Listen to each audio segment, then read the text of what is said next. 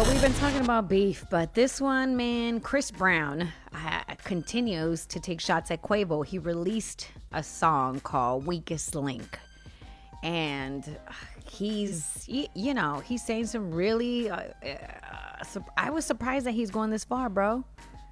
At one point, he mentions Takeoff. He says, RIP Takeoff. He's the only real one. I got true respect. And then he ends up saying he really wished it was you instead. And I don't, yeah, the song is pretty, he's really, really coming at Quavo. But it's not good. Well, Quavo, listen, Quavo also responded. So Quavo has a song out, and this is a response to a Quavo song, where Quavo was talking greasy, too.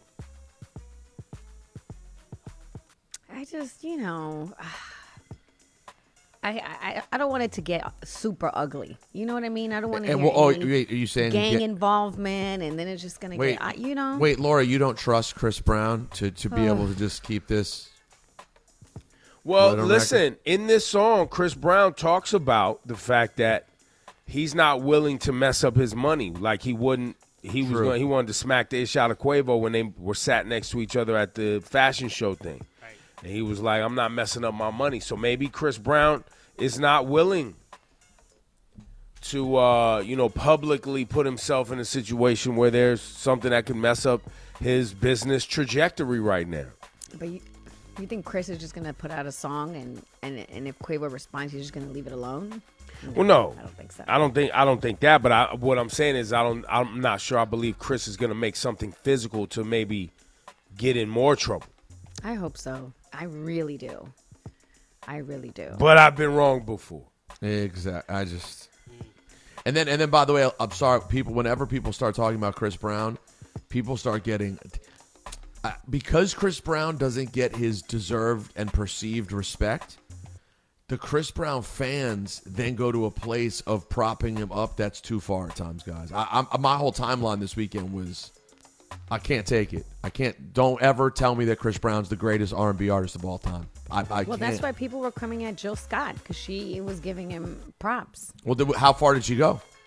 She was just saying that he's talented and that she's, that she's a fan of his music and that he puts out so much music and, some of the, and then it got into talking about how, people started coming at her because he's abusive and had history of abuse. And she was like, look, my father was abusive, but he was an amazing artist.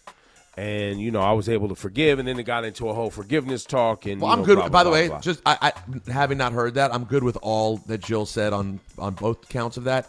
But I just saw other people being like, this is the greatest R&B artist of all time. And he is an incredible talent. Well, that's just talent. not. Chris wouldn't even say that. But I would. He could argue, I don't think he would. Of all time, more than Michael Jackson? I don't think Chris would put himself above Michael. He would not. But he would argue that maybe he's one of the greatest of this generation. Well, that would be fair. That would be beyond fair. Absolutely. But he needs that body of work, and I'll maintain that to this day. Well, that classic album. He needs that classic album. That album, yeah. He has good records with a bunch of joints. Well, that's the same discussion we have about Drake too, right? Yeah, but I mean that Drake's. I feel like Drake's been closer with Take Care. A few albums. Drake's been close a few too times. late. Yeah, he's been really close. Right now, by the way, Ebro, there are Drake stands driving, clutching the wheel, going, "Are you saying Drake doesn't have a classic album? Get off Kendrick's nuts!" They can't even take it when you say, "I don't know if that's a classic album." Clutching.